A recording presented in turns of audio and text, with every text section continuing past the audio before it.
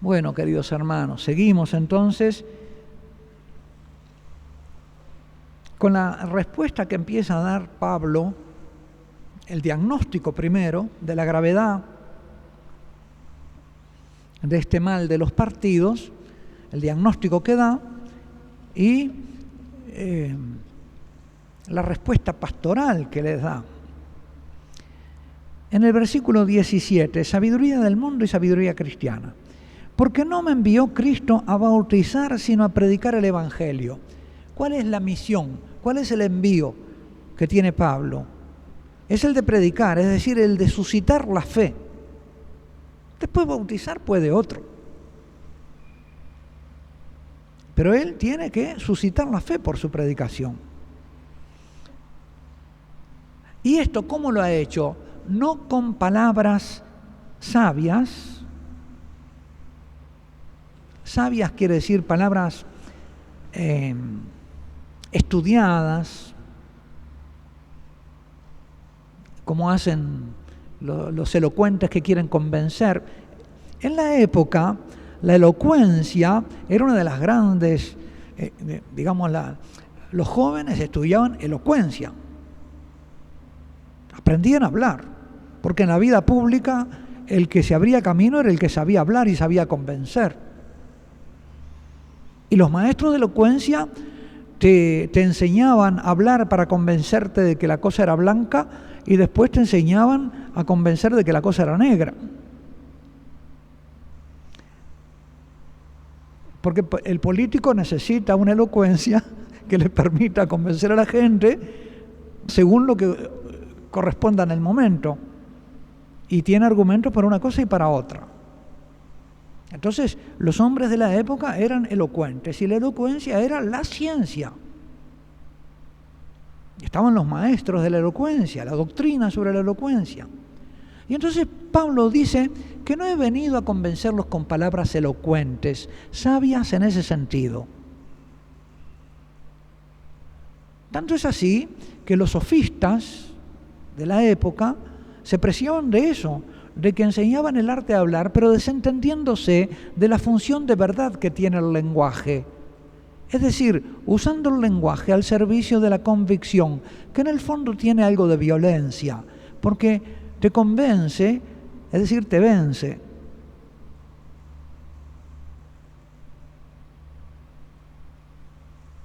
Y o te halaga, o te amenaza, o te ridiculiza.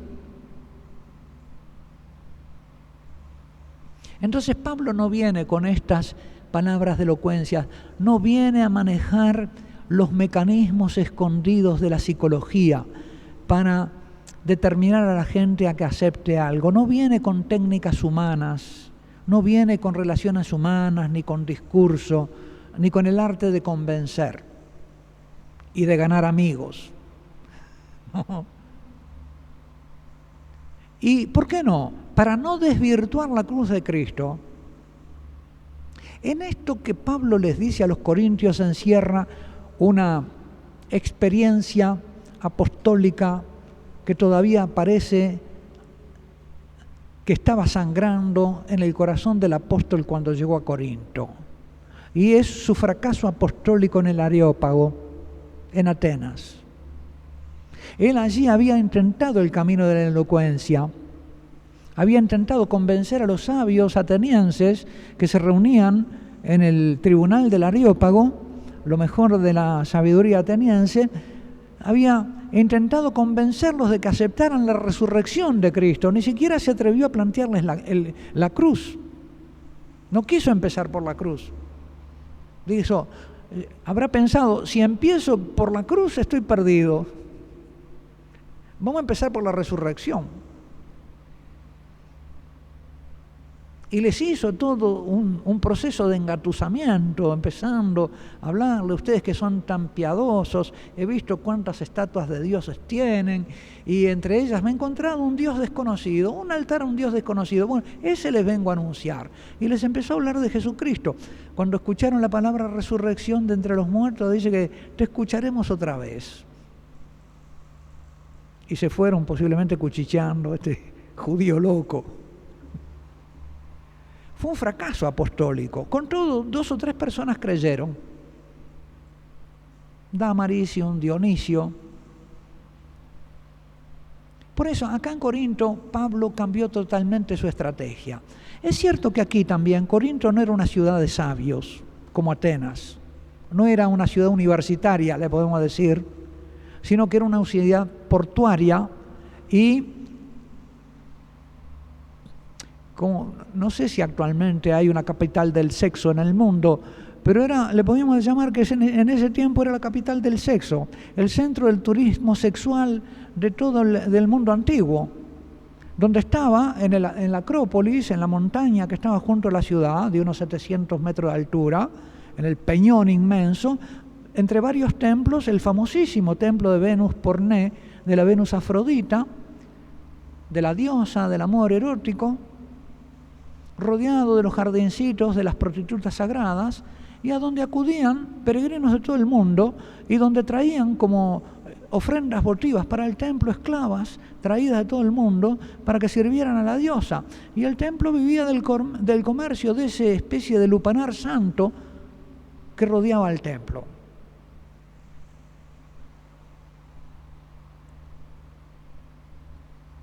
Y es naturalmente que ese culto de una ciudad que tenía 2 puertos, porque estaba entre un golfo y otro, había una pequeña lengua de tierra, el istmo, que unía la Macedonia con la península griega, y por donde necesariamente pasaban todas las vías terrestres de comunicación, y que establecía la comunicación entre los 2 mares, entre los 2 golfos, de modo que en un puerto se descargaba la mercadería y se pasaba al otro puerto, o se pasaban incluso las naves enteras sobre rollos de madera. Eran unos pocos kilómetros de distancia. Imagínense una ciudad portuaria, ¿no? Y una ciudad de paso comercial riquísima, muy rica, mucho más rica que Atenas en ese sentido. Pero al mismo tiempo la ciudad, el más famoso templo de Venus Afrodita en todo el mundo. Así que era como una especie de Las Vegas o Hollywood, no sé, al mismo tiempo. Pero en sagrado, y eso es peor quizá, sacralizar la sexualidad, ponerla como una especie de camino místico de comunión con la divinidad o con las fuerzas divinas, es quizá mucho más terrible, porque le impone al hombre precisamente una tiranía divina de la sexualidad, que es una fuerza instintiva, sin embargo.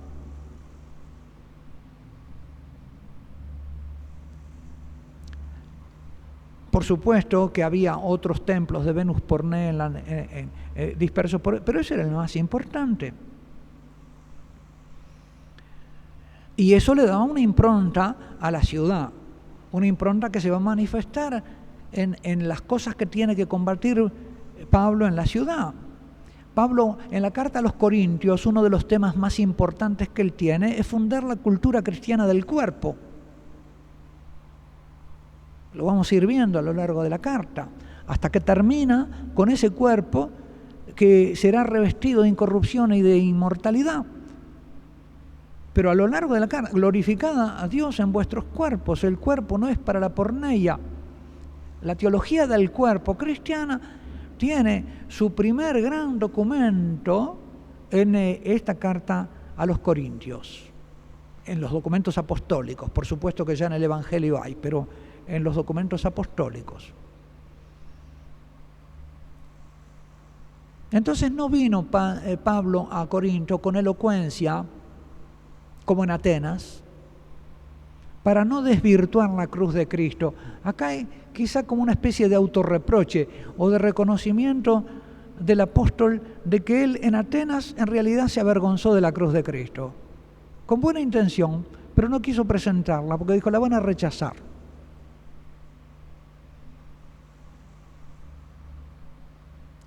Porque dice, porque la predicación de la cruz es una necedad para los que se pierden.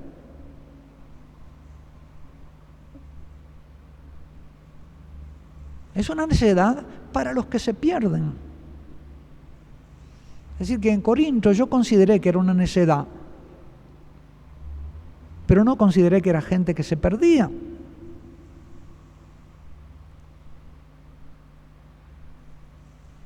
y no les ofrecí lo que pudiera haberlos salvado. Mas para los que se salvan, para nosotros, el apóstol y la comunidad, es fuerza de Dios.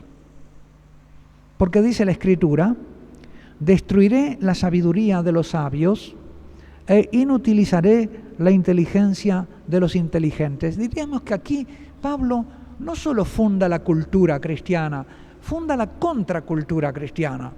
Es decir, la capacidad de contradecir la cultura dominante y la cultura reinante con la visión cristiana de las cosas. Y que si no fuera por esa capacidad contracultural que el apóstol quiere inyectar en su comunidad, no se puede formar la cultura cristiana, ni pueden perseverar los cristianos en su dispersión sin una gran capacidad contracultural, sin una persuasión de que los que se muestran como sabios y se burlan de ellos son ignorantes y merecen lástima. Pero ¿de dónde les viene esa firmeza? ¿Dónde está el sabio? Sigue citando la Escritura. ¿Dónde el docto? El sabio es una capacidad intelectual, el docto es el que tiene cosas aprendidas. Digamos el saber enciclopédico. ¿Dónde el sofista, el que tiene la sabiduría para convencer, el que habla bien y convence, el elocuente, el sofista de este mundo? Frente a la cruz de Cristo, ¿dónde está el sabio, el docto y el sofista? ¿Acaso no entonteció Dios la sabiduría del mundo? Claro, si ese mundo necesitaba salvación, si la sabiduría de los hombres de este mundo necesitaba ser salvada, y necesitaba ser salvada por la sabiduría de Dios, y la sabiduría de Dios se mostró en la cruz. ¿Por qué se mostró en la cruz? Porque allí se mostró la obediencia del Hijo.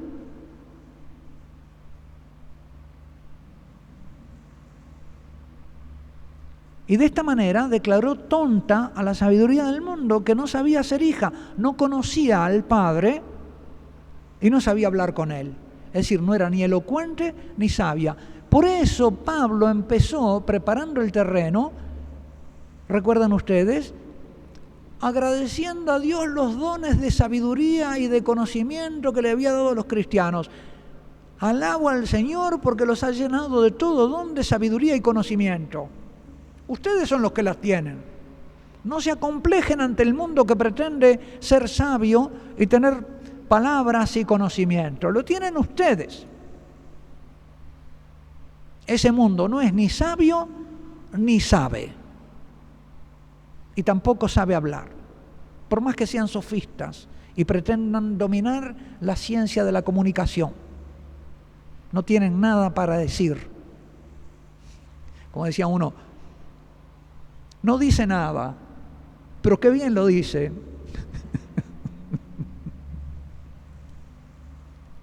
De hecho, vos decís, te pasás oyendo la radio y hablando, y después decís, ¿qué dijeron?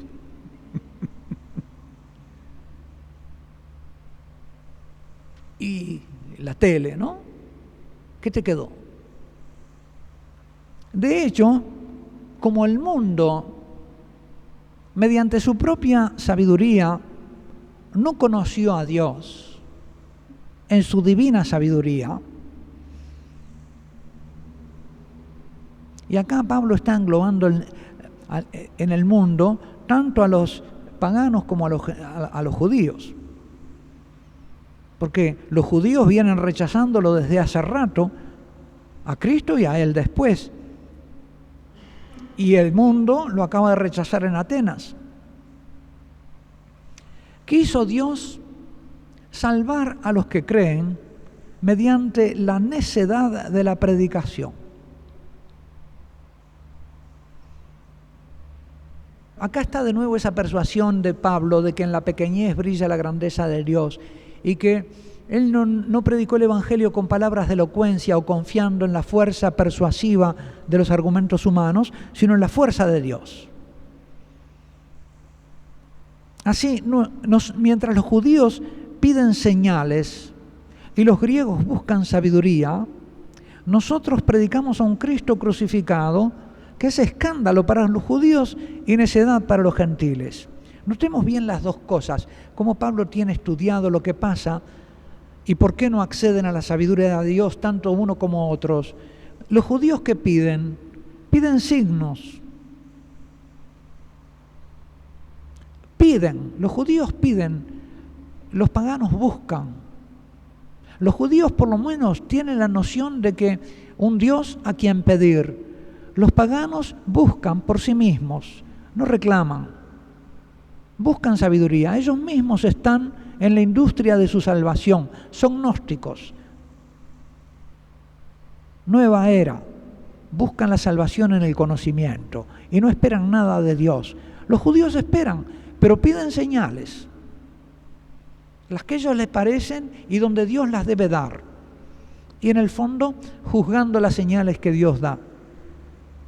Nosotros, en cambio, predicamos un Cristo crucificado, que es escándalo, motivo de tropiezo para los judíos, no lo han aceptado, y una necedad para los gentiles. Mirá si un Dios crucificado, un Dios crucificado. Un Dios en la silla eléctrica, no me vengas. Pero para los llamados, lo mismo judíos que griegos, un Cristo que es fuerza de Dios y sabiduría de Dios. Fuerza respondiendo al deseo de los judíos y una sabiduría respondiendo al deseo de los gentiles, de los griegos. Como que los judíos buscan más la fuerza, el poder, y los gentiles la sabiduría como una mediación hacia el poder político, pero por la sabiduría.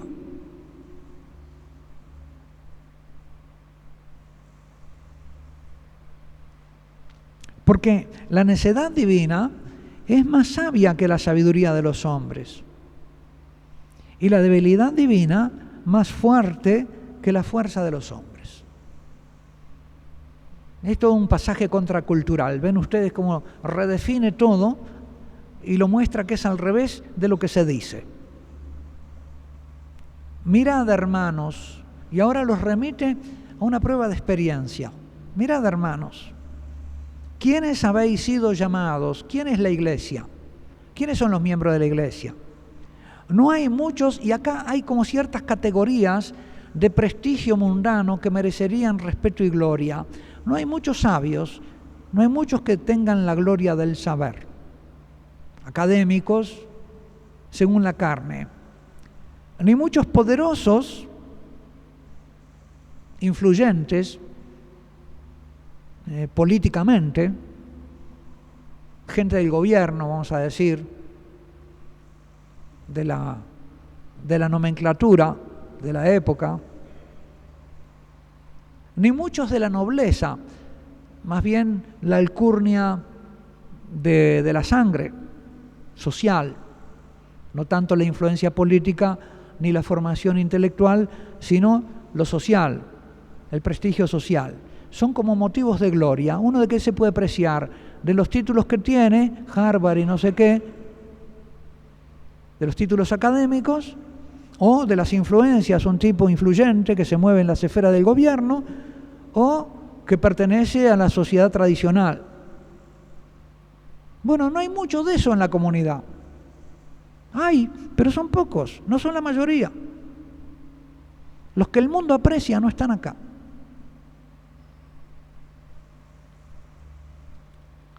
¿Por qué? Si acá están los que ha elegido Dios. Entonces, ¿cómo eligió Dios? ¿Eligió entre los sabios, los poderosos y los nobles? No. ¿Ha elegido más? ¿Ha escogido Dios más bien lo necio del mundo?